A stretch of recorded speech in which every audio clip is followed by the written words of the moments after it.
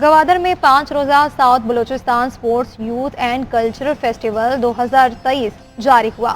صوبے کے جنوبی علاقے کے 12 اضلاع کی ٹیمیں حصہ لے رہی ہیں۔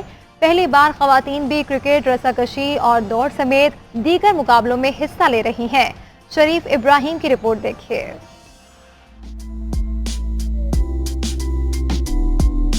گوادر میں کھیلوں اور ثقافت کا رنگا رنگ میلہ۔ بلوچستان کے جنوبی اضلاع کے تعلیمی ادارے شریک 5 روزہ مقابلوں میں طلبہ و طالبات اپنے جوہر دکھا رہے ہیں۔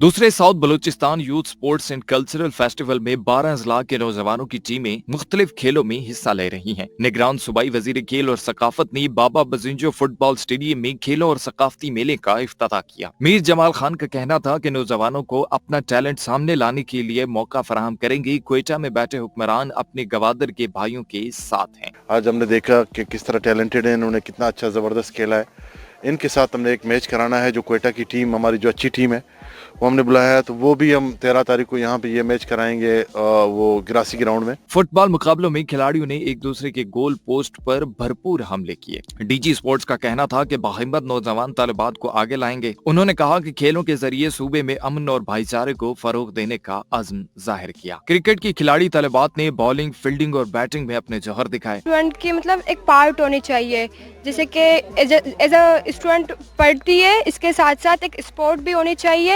رسہ کشی اور دوڑ کے مقابلوں میں حصہ لینے والی یوتھ نے خوب رنگ جمایا۔ طالبات بھی فیسٹیول کے انعقاد پر خوش دکھائی دیں، شائقین سے داد پائی۔ نوجوانوں کی ذہنی اور جسمانی نشوونما کے لیے ایسی ایونٹس کا انعقاد انتہائی ضروری ہے تاکہ وہ اپنی صلاحیتوں کا مظاہرہ کر سکیں۔